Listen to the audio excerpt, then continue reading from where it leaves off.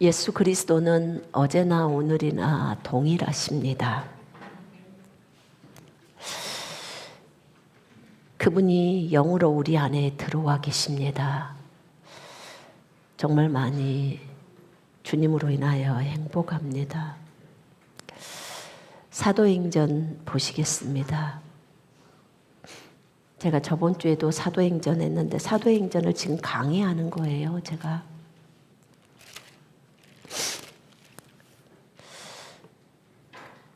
(13절부터) (26절까지) 함께 읽겠습니다. 12절부터 같이 읽을까요? 제자들이 감람온 1장에 사도행전 1장 시작.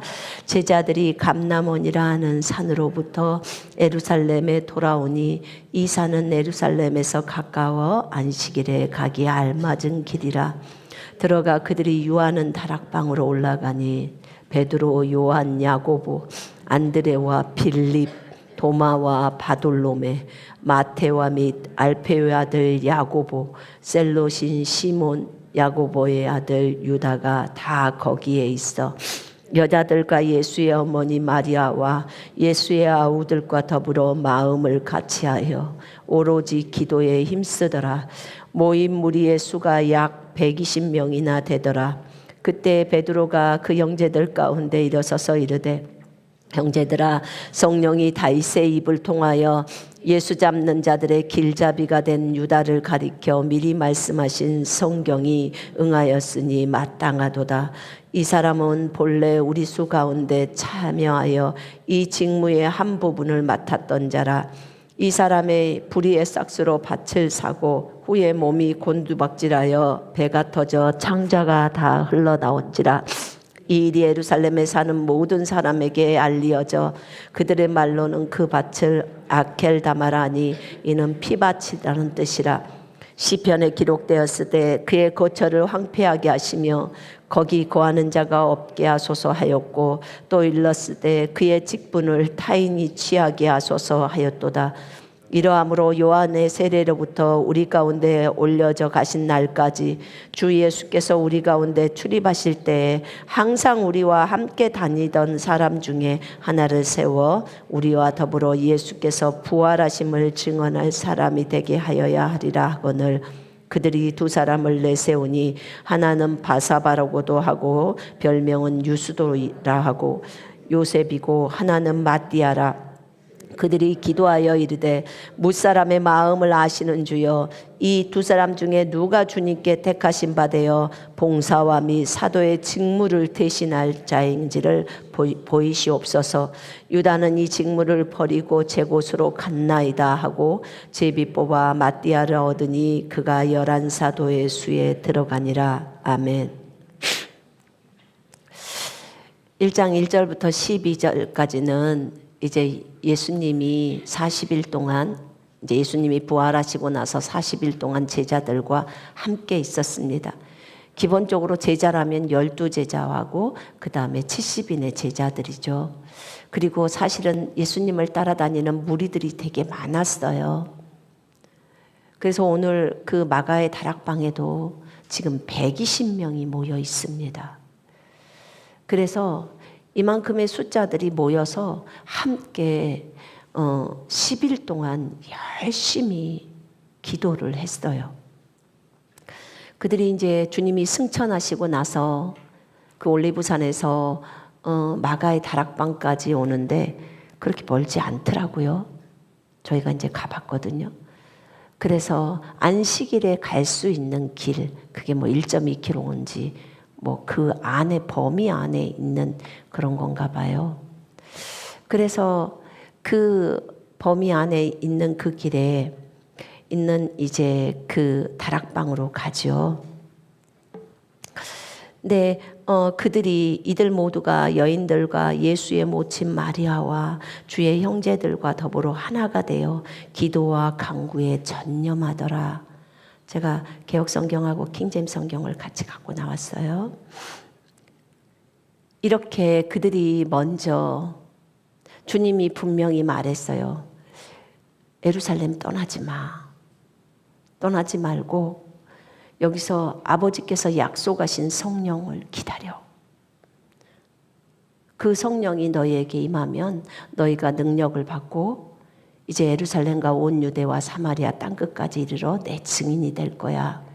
그러니까 기다려. 이렇게 이제 말씀하신 거예요.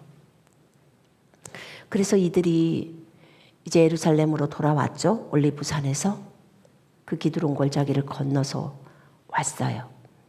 와서 그곳에서 며칠이 걸릴지는 모르겠지만 성령이 임하실 때까지 기도를 합니다. 위로부터 오는 능력을 받을 때까지 기도를 해요. 그리고 거기 2장에 볼 때 2장에 보면 오순절 날이 돼요. 6월절로부터 예수님이 6월절에 돌아가셨잖아요. 6월절로부터 50일째 되는 날이 오순절이에요. 그래서 그때 성령님이 강림하십니다. 오순절은 성령을 나타내요. 그러면 만약에 그것에 대해서 조금이라도 관심이 있었거나 공부를 했던 사람은 혹시나 성령님이 오순절에 오실 수도 있겠다라고 짐작을 했을 수도 있어요. 근데 설령 그게 며칠이 될지 몰라도 주님이 며칠이 안 돼서 몇 날이 되지 않아서 온다고 하는 거예요. 여기에 여러 날이 지나지 않아 성령으로 너희가 침례를 받을 거야. 그렇게 말합니다. 그러니까 예루살렘을 떠나지 말고 있어. 아버지의 약속을 기다려. 명령하셨어요. 예수님의 명령 중요합니까? 네, 너무나 중요하죠. 사람의 어떤 말보다도 중요합니다. 주님의 명령은.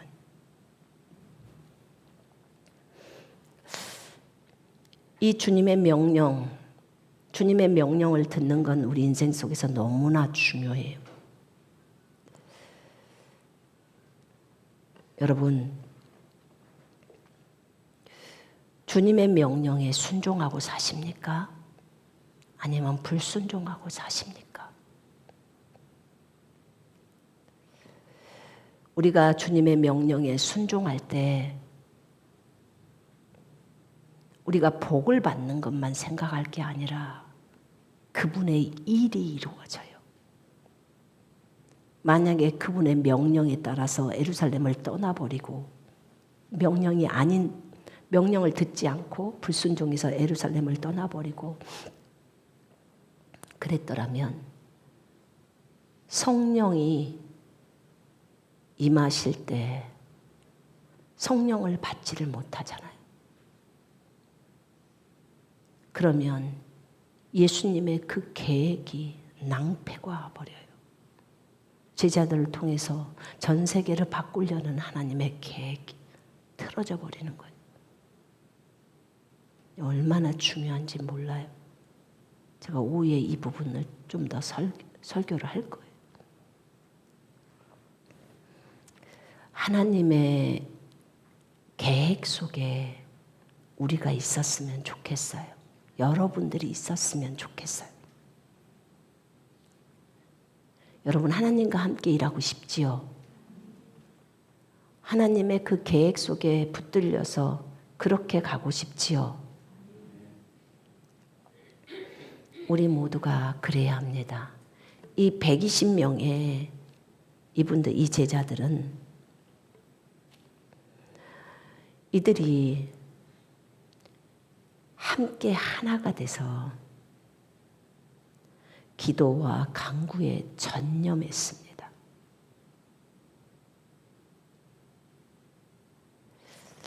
그랬을 때 이 장에 성령의 이런 역사들이 일어난 거예요. 이 부분은 제가 다음 주에 또 얘기를 할게요. 성령의 역사에 대해서. 베드로가 120명 가운데서 일어섭니다.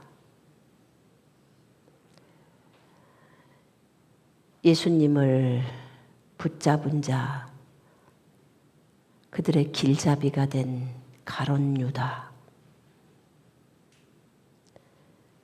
가룟 유다에 관해서는 성령께서 다윗의 입을 통해 미리 말씀하신 이 성경이 이루어진 것은 당연하도다. 참 놀란 게 성령께서 다윗을 쓰셨어요. 다윗에게는 왜 이렇게 많은 계시들을 주셨을까요? 정말 많은 계시들을 다윗에게 주셨어요. 그래서 시편에 이 내용들이 다 나와요.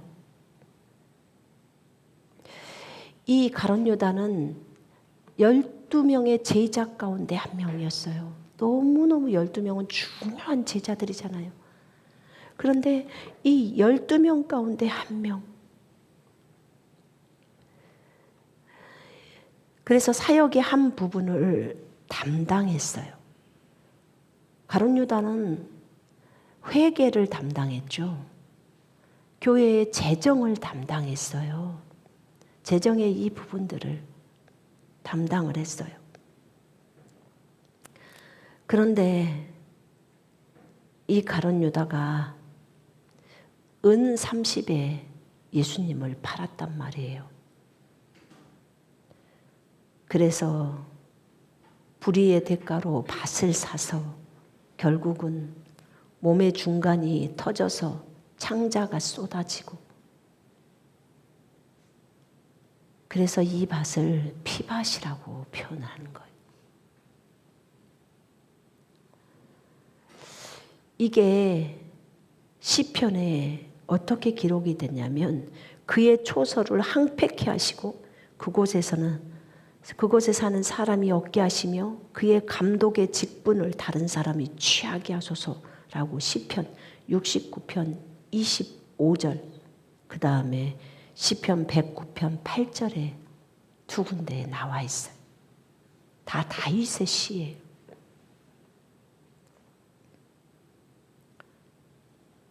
다윗에게 이 계시가 있었던 거예요. 다윗이 어려움에 처해 있을 때, 환난에 처해 있을 때, 악인들이 공격을 할 때 다윗이 하나님께 간구했던 내용들이 이 내용들인데, 그 내용이 가룟 유다에게 그대로 적용되어져 버리는 거예요. 성경이 이렇게 이루어지는 거예요.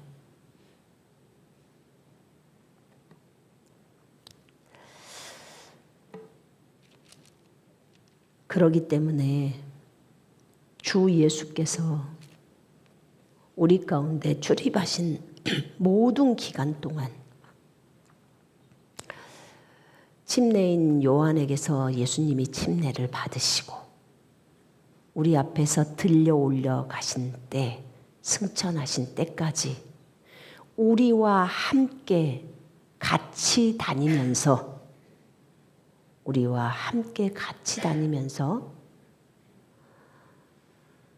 우리와 함께 있었던 그런 사람들 중에 한 명을 뽑아서 이 가룟 유다를 대신해서 주의 부활의 증인이 되어야 한다는 거예요. 주의 부활의 증인이 되고 또 이 사도의 직무를 맡아야 한다는 거죠.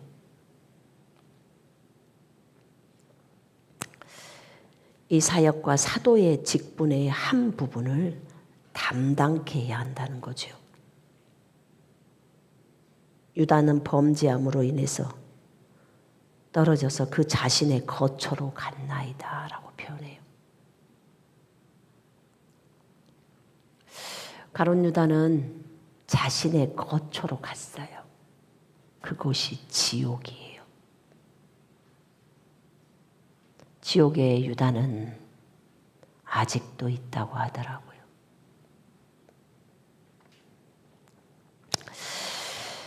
여러분, 지금 사도행전 2장에서는 사도를 한 명 선출하려고 해요.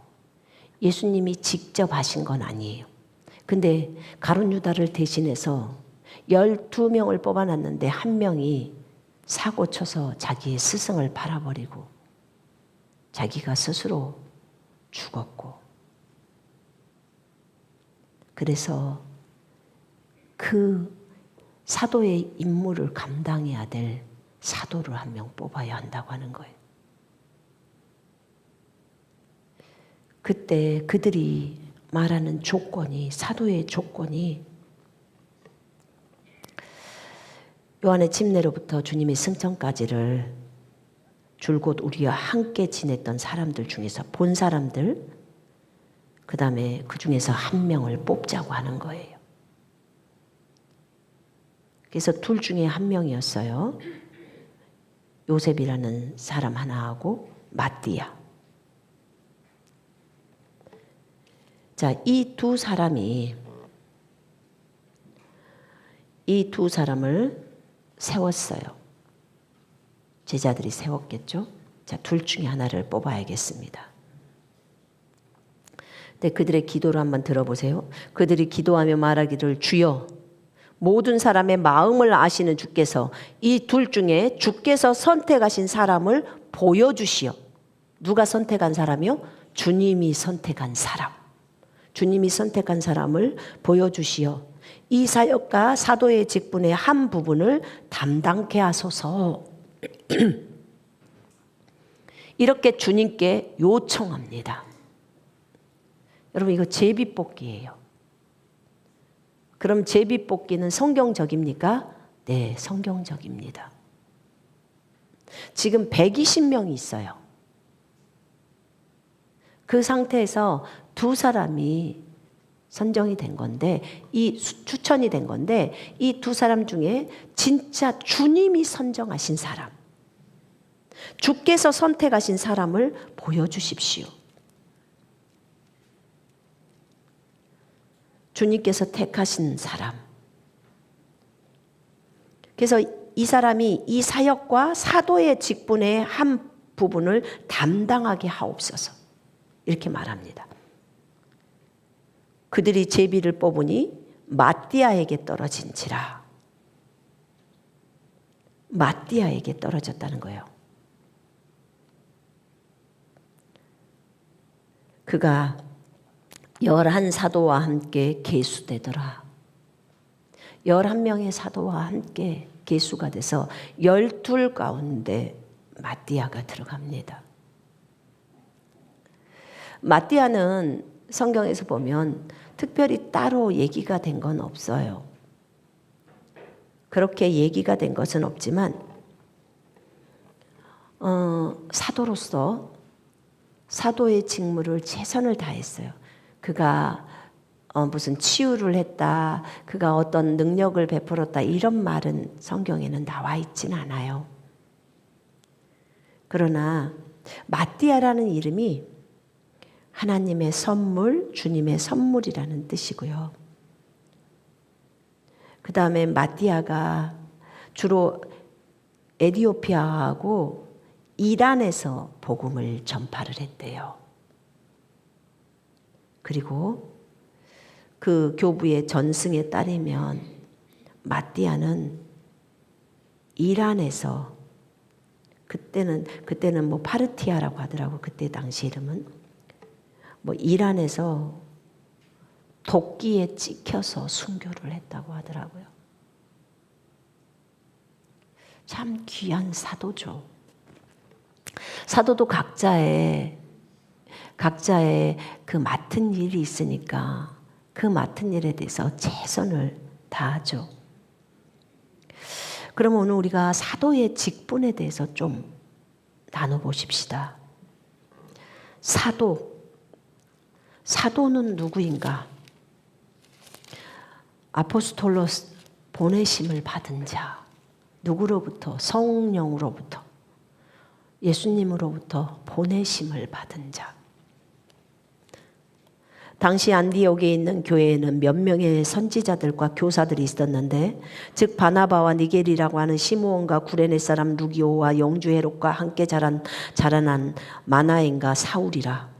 바울이에요. 그들이 주를 섬기며 금식하고 있을 때, 제가 사도행전 13장을 읽고 있어요. 성령께서 말씀하시기를, 내가 불러 시키는 일을 위하여 바나바와 사울을 내게 따로 구별해 놓으라 하시니라. 그러므로 그들이 금식하고 기도한 후에 그들에게 안수하여 떠나 보내니라. 그리하여 그들은 성령의 보내심을 받아 셀루기아로 갔다가 거기에서 구브로를 향하여 배를 타고 가니라.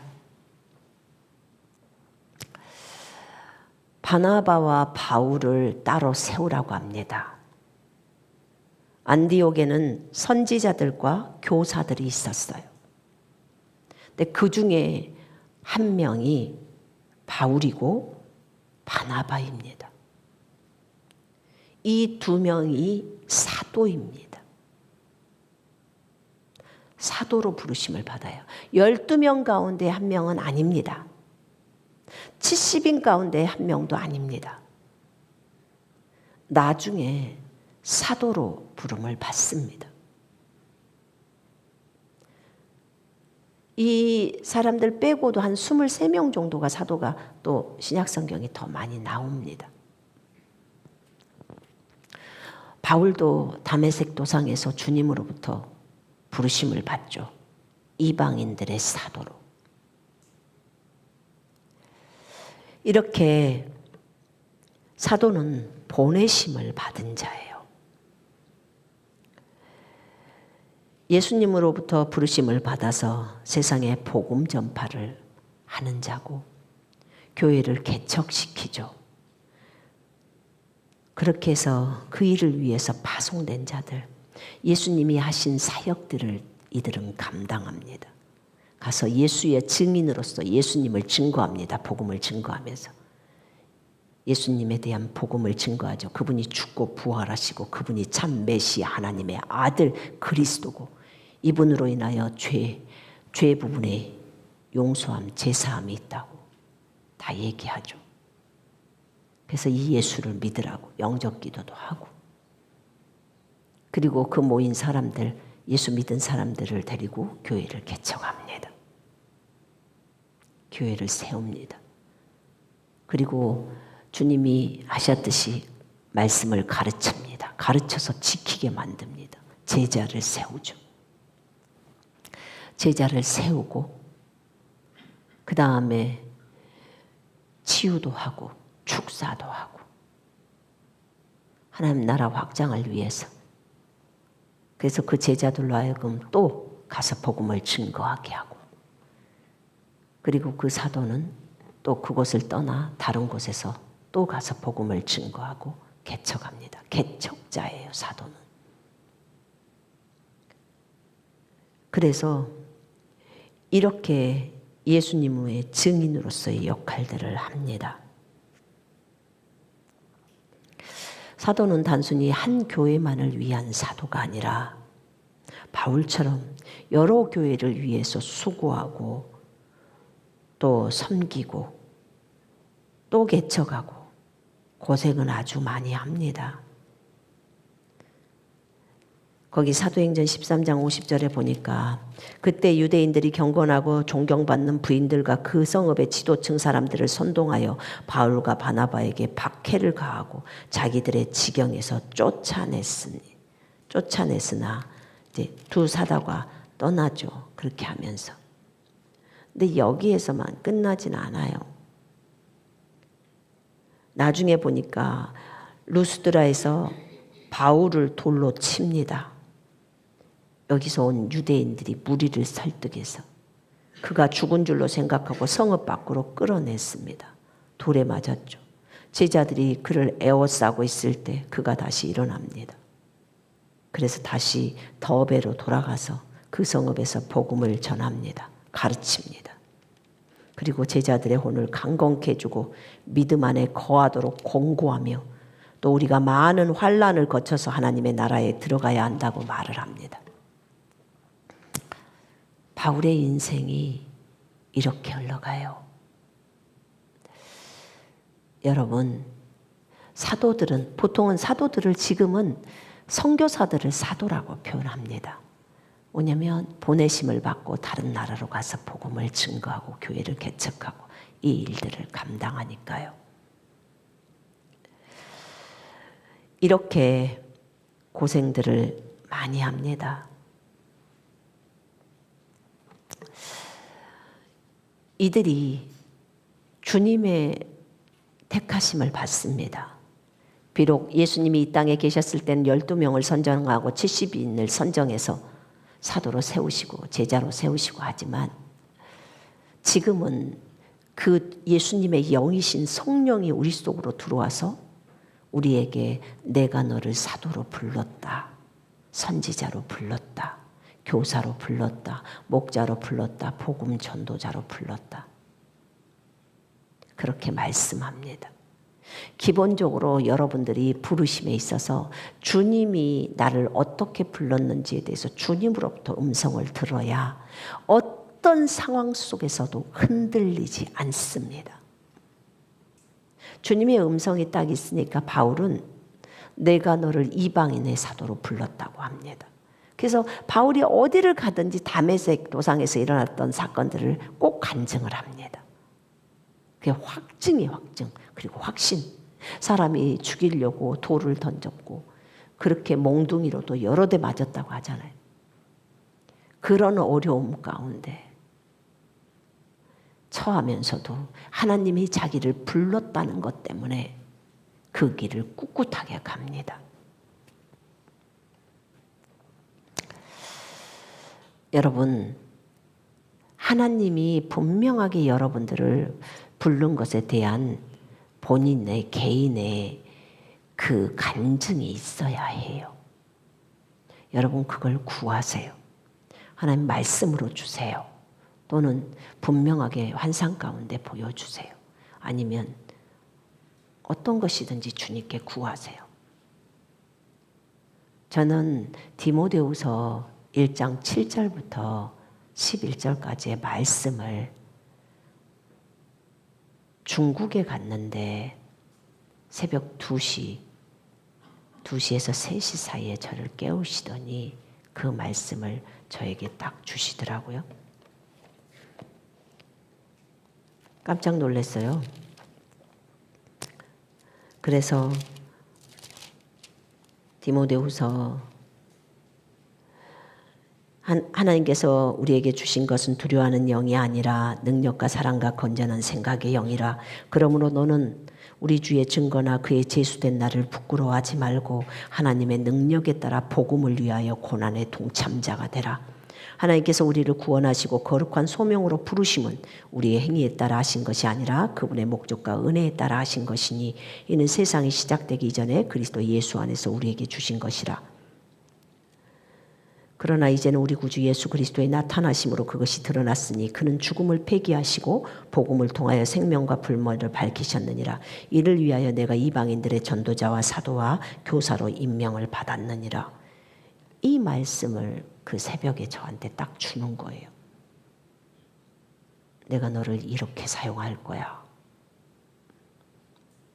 그래서 이방인들의 전도자와 사도와 교사로 제가 임명이 된 거예요.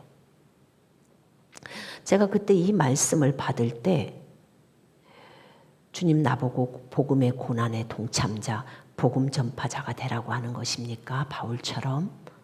그렇대요. 그리고 나를 부르신 그 목적이 여기 보니까 창세 전에 하나님께서 계획하신 목적이더라고요.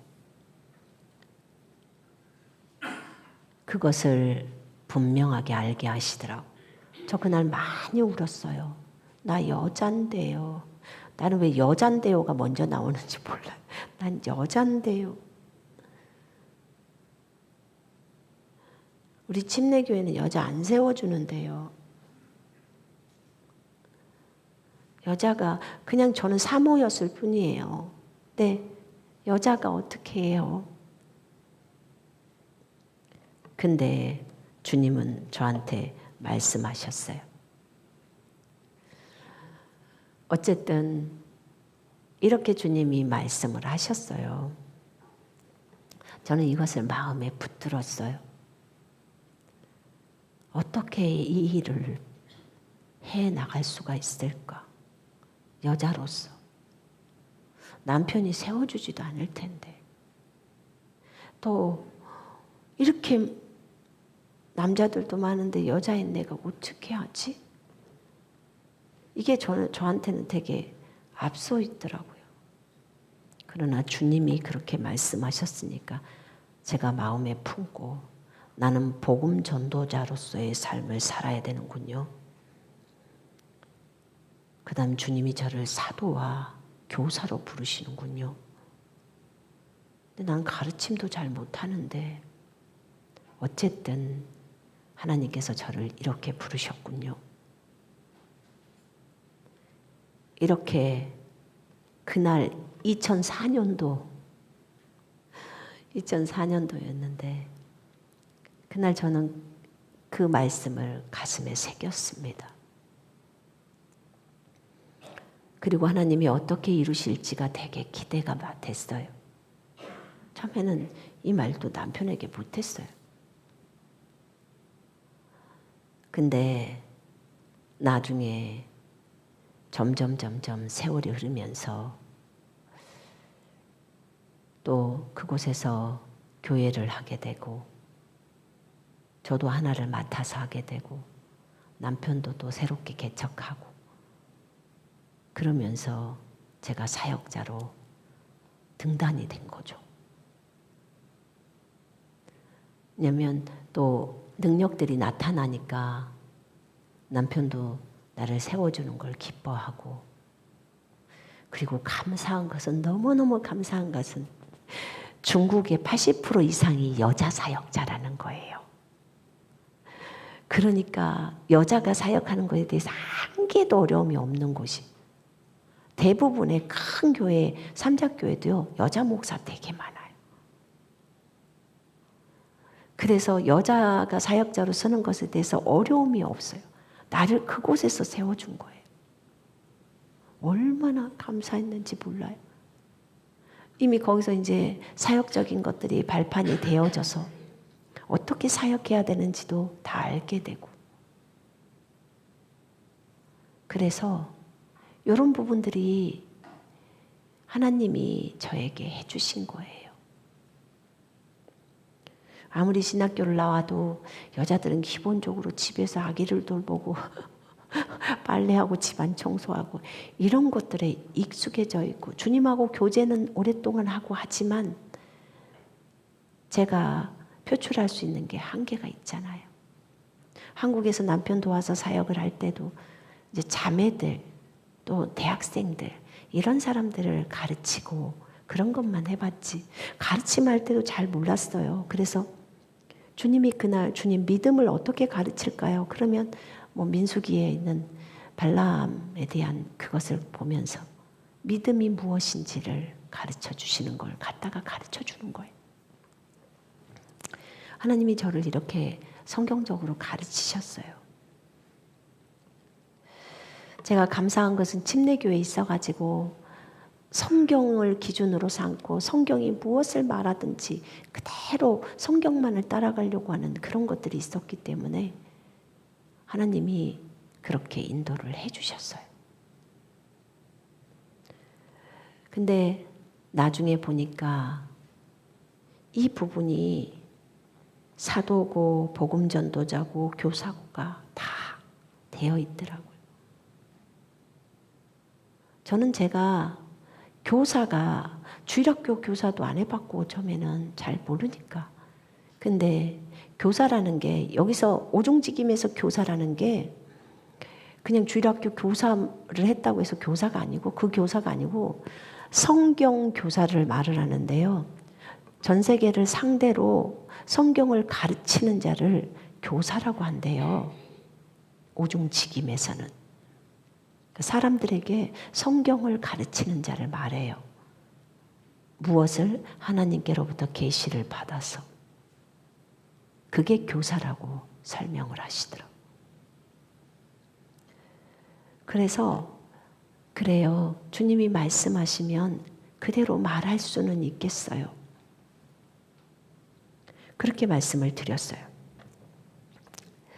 저는 그렇게 사도로서 준비가 되어지고 교회가 개척되어지고 그래서 여기 쫓겨나고도 이곳에 와서 또 안산에다 교회를 개척하고 인터넷 한가족교회를 개척하고 물론 개척을 할 때 남편도 돕고 저를 돕고 김진이도 저를 돕고 했죠. 당연히. 어쨌든 하나님께서 이렇게 저를 사용하시더라고요. 남편과 아들에게도 너무 고맙죠. 인정해주고 해서 또 도와줘서. 그들의 도움이 아니고서는 제가 힘들죠. 근데 어쨌든 중국에서는 그렇게 사역을 했고 곳곳에 다니면서 치유 사역도 하고 그렇게 해서 많은 사람들을 만나고 그랬는데 한국에 와서는 그렇게 해보질 않았는데 주님이 2014년도에 쫓겨나고 2015년도에 가서 안산에 가서 교회를 개척하라고 했어요. 그 말에 그대로 순종했어요. 저희는 거기 다문화 거리 가서 저희는 중국인들이 좋기 때문에 외국인들이 좋기 때문에 거기 가서 복음 증거하는 거예요. 같이 찬양도 거리에서 찬양하고 남편이 기타 치면서 찬양하고 진이는 카운 치고 또 찬양하고 저는 앞에서 복음을 증거하고 너무 즐겁고 신나요. 그 일이 너무 즐거웠어요. 이렇게 하나님께서 우리들을 다 훈련시킨 거예요. 이 사도행전에 나와 있는 이 사도들도 다 한 사람 한 사람이 하나님 앞에서 훈련을 받는 거예요. 예수님과 함께 있을 때에는 그렇게까지 심하게 훈련을 받지는 못했죠. 왜냐하면 예수님이 다 막아주시고 다 해주시잖아요. 근데 예수님이 올라가고 나서 성령을 받고 나서부터는 이제 우리랑 똑같아요. 그들도. 이제 예수님이 안 계셔요. 눈에 보이게. 속에 성령이 오셨고 우리도 속에 성령이 계시잖아요. 오늘 또 얘기하시고. 그래서 그 성령님이 말씀한 대로 그들도 여기저기를 가서 순종하면서 교회를 개척하고 사람들을 가르치고 이렇게 합니다. 그러면서 그들을 제자로도 삼고 치유도 하고 축사도 하고 다 해요. 주님이 시키는 대로. 특별히 어떤 사람은 어떤 영역의 사역들을 잘 하잖아요. 그러면 그 사역 속으로 열심히 가서 하죠. 요즘은 선교사도요, 굉장히 분야가 많이 나눠져 있어요. 그래서 각자가 맡은 분야를 최선을 다해서 합니다. 근데 기본용으로 사도의 부르심을 딱 입고 갔을 때는 하나님이 그 능력을 넣어요. 그래서 그 역할들을 감당할 수 있게 하셨더라고요. 근데 저는요, 저희가 중국에 있었을 때 그 컴퓨터를 잘하는 선교사님이 계셨어요. 다른 단체에 속해 있는데 그분은 다른 사역도 하지만 그 컴퓨터를 잘하기 때문에 우리는 그런 분들이 너무 필요했어요. 왜냐하면 컴퓨터가 집에 고장 나면 일단 선교사들은 돈이 없잖아요, 별로. 그러니까 그런 분들이 돌아다니면서 다 고쳐주는 거예요. 얼마나 고마운지 몰라요. 정말로. 우리 남편은요, 처음에 기타를 잘 치기 때문에 가정교회를 돌면서 가정교회는 반주가 없잖아요. 자, 하나, 둘, 셋, 넷. 그리고 찬양 시작합니다. 반주자가 하나도 없어요. 그래도 진짜 은혜가 되고 막 울고 그래요. 그래서 기타를 가르쳐 주는 거예요, 처음에. 가정교회 반주자가 될 만한 그 교회에서 한두 사람을 선정해서. 그러면 열심히 연습해서 한 달 안에 한 곡이라도 띄어서 가서 같이 하는 거예요. 그러면서 저희가 처음에 나중에 악기점을 조금 열어가지고 했는데 비자 때문에 그 기타를 사놓으면 뭐예요? 다 가정교회로 보내는 거예요. 그래서 그 조그만 기타 하나가 그 가정교회에서 진짜 하나님께 올리는 그 귀한 반주가 되는 거예요. 그러다가 또 공안 쳐들어오면 또 도망 다니고. 근데 그 가정교회에서는요, 너무 그것을 기뻐했어요. 너무 중요한 거잖아요, 그게. 그죠? 그래서 자기의 어떤 재능이 있을 때 그것을 가지고 하나님 앞에 섬기기도 하고 그렇게 했었어요. 작은 거였지만 하나님이 그렇게 부르시더라고요. 그건 하나님이 하라고 했을 때 하는 거죠. 이렇게 사도들이 각자의 역할들을 다 했어요.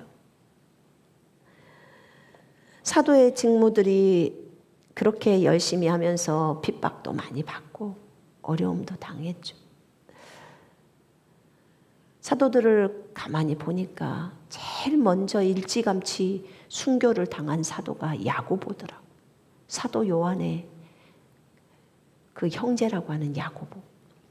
헤롯 아그리빠 1세 때 사도행전 12장에 보니까 칼로 죽임을 당합니다. 베드로도 그 다음번에 죽임을 당하려고 잡혔다가 천사가 풀어주죠. 그래서 나오게 돼요. 근데 야고보는 칼로 죽임을 당했어. 주님 가시고 얼마 안 된 상태에서 순교가 일어납니다. 사도 중에서 첫 번째 순교예요. 보니까 전승에 따른 순교들이 이제 구전이죠. 입에서 흘러나오는 그걸로 사도들의 순교를 보니까 베드로는 로마에서 거꾸로 십자가에 못 박혀서 순교를 했더라고요. 자기는 주님 보기도 죄송하고 부족하니까 주님은 이렇게 서서 이쪽 위로 향해서 죽으시는데 자기는 거꾸로 가겠다고 거꾸로 그렇게 순교를 당했더라고요. 베드로의 형제 안드레는 그리스에서 그러니까 콘스탄티노플 그 근처 지금으로 말하면 이스탄불이죠. 예전엔 거기가 그리스 땅이었으니까 그리스에서 X자형 십자가에 달려서 순교를 해요. 참 많이 예수님을 닮았구나. 주님의 죽음처럼 똑같이 죽는구나. 안드레가 그랬더라고요. 그 다음에 다데오는 페르시아에서 살해가 돼요. 지금으로 말하면 이란이죠. 지금 이란에 2만 명 이상이 죽었어요.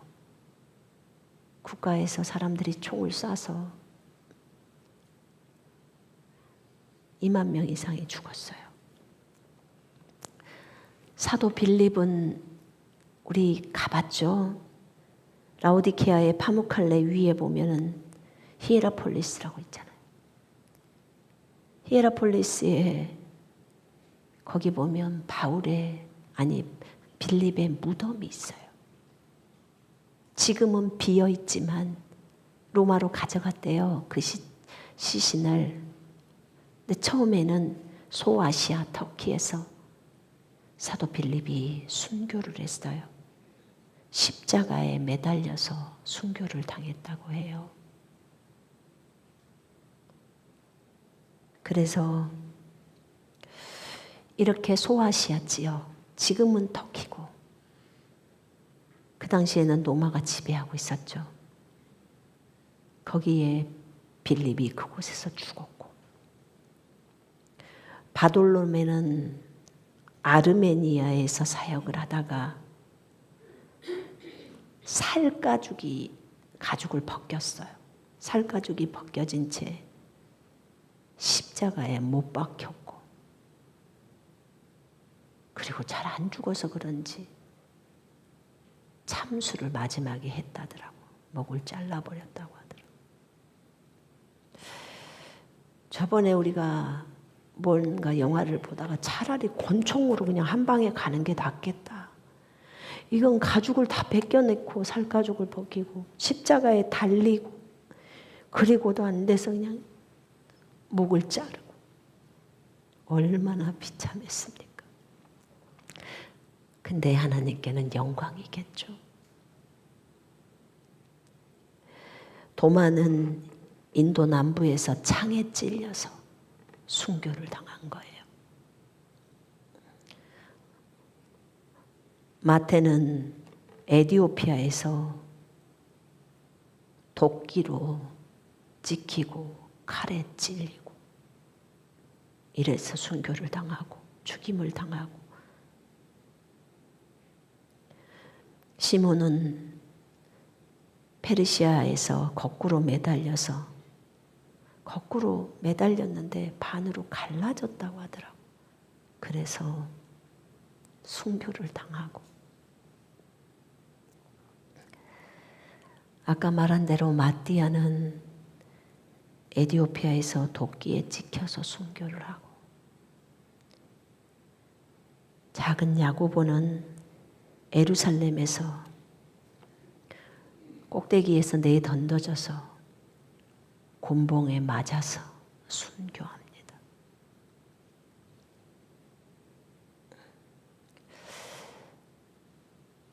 열두 사도 중에 오직 자연사, 늙어서 죽은 사람은 사도 요한밖에 없어요.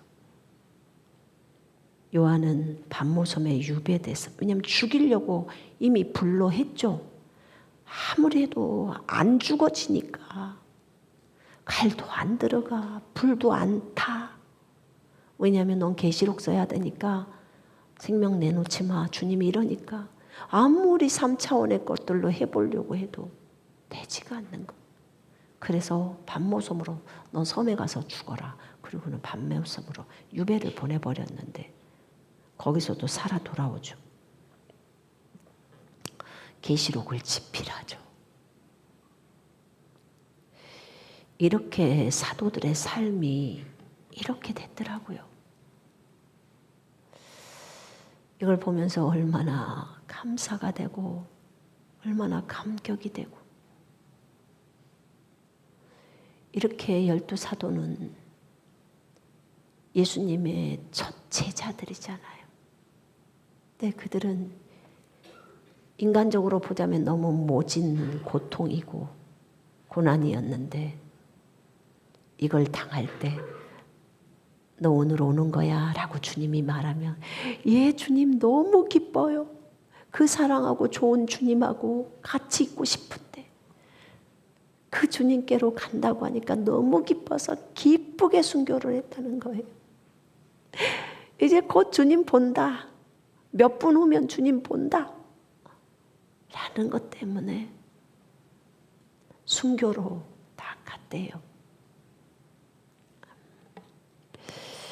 이걸 보면서 정말 너무 은혜가 되는 거예요.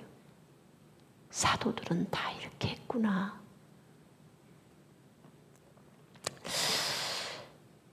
많이 배워야겠다고 생각했습니다. 우리가 언제 어디서 순교를 해야 될지는 몰라요. 하나님이 허락하셔야 그것도 하죠. 그리고 순교하시는 분들은 늘 성령의 충만함을 구해야 돼요. 순교도 성령 충만해야 합니다. 성령 충만 못하면 못해요.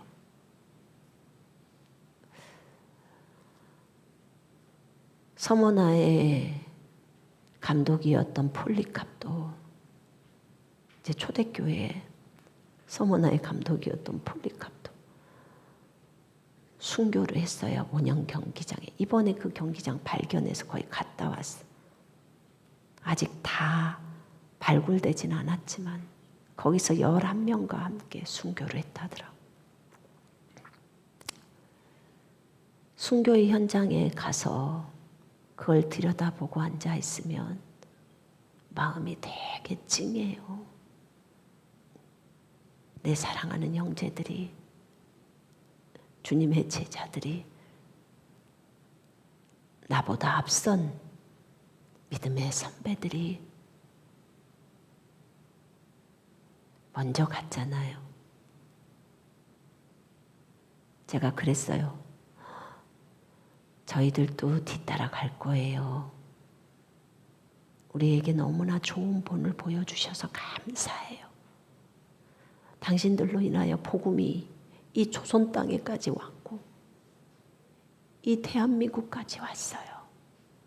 당신들의 희생이 아니었더라면 그렇게 되지 못했을 거예요. 너무 감사해요. 그렇게 그 경기장을 보면서 제가 말했어요. 그런 현장 속에 우리가 살고 있다는 것이 큰 기쁨이더라고. 사도 빌립이 안치됐다고 하는 그 무덤에 손을 이렇게 넣어봤어요. 뭐 열려 있어서 뭐 아무나 손을 넣어도 되니까. 거기에는 여전히 기름 부음이 있더라고. 사도로서의 받았던 그 기름 부음. 2000년이 지난 지금도 있어요. 얼마나 은혜로운지. 여러분, 하나님이 여러분들을 불렀어요. 그러면 그 부르심대로 우리는 가야 합니다. 그것에 대해서 하나님과 깊이 교제를 해보세요. 하나님, 저를 이걸로 불렀나요? 다시 한번 확증해 주세요. 다시 한번 확증해 주세요. 그러면 내 안에 강하고 담대한 마음을 넣어주세요. 그리고 내가 기꺼이 죽기를 각오하며 마음을 다하고 목숨을 다하는 게 무엇인지를 제가 배우게 해주세요. 그리고 나를 통해서도 또 뒤에 있는 후대들이 그 주님을 사랑해서 그 주님께 온전히 순복하며 가게 해주세요. 이렇게 기도해야 해요. 부르심에 대해서 분명해야 합니다. 그러면 주님께서 그것에 대한 확신을 주셨다면 이제 확신 가운데서 그게 나한테 칼이 들어와도 나에게 어떤 상황이 펼쳐져도 하나님께 감사하면서 하나님이 나를 그렇게 불렀으니까 그 길을 걷는 거예요. 그 사람에게 그 길을 갈 수 있도록 그렇게 불렀으면요, 그 마음이 와요. 여러분들이 세상으로 나가지 않으려고만 한다면. 오늘 우리가 사도행전을 보면서 사도들이 어떻게 사도의 직분, 어떤 일을 하고 또 사도가 어떻게 주님 앞에서 주님의 일을 마치고 죽은 거예요. 그리고 죽었는지를 오늘 주님께서 우리에게 알게 하신 것입니다. 이 시간에 우리 기도하십시다. 하나님 앞에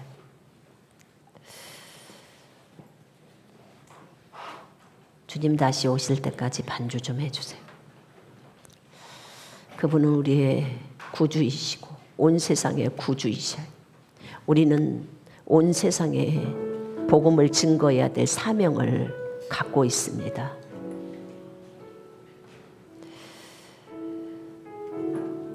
그 사명을 완수해야 합니다. 이것을 위해서 복음에 우리 자신을 헌신해야겠습니다. 옆으로 좀 나오세요. 앞으로도 오시고 제자리에서 하실 분들 하시고 여러분들의 인생을 어떻게 보내야 됐는지 그냥 저냥 이러고 세월을 보내시겠습니까?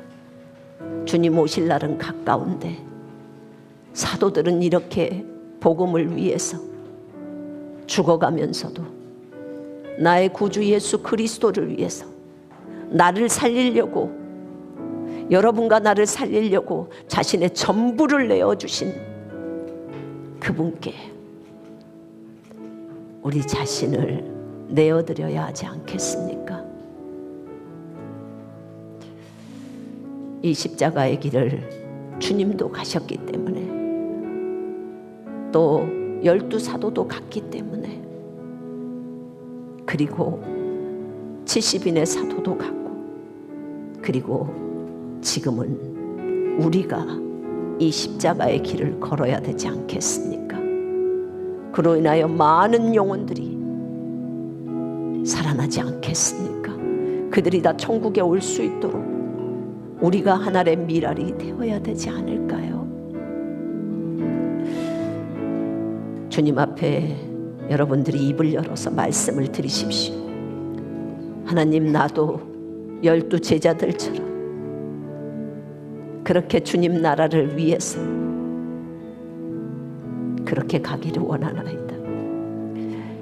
나의 구주 예수 그리스도를 위해서 그렇게 가기를 원하나이다.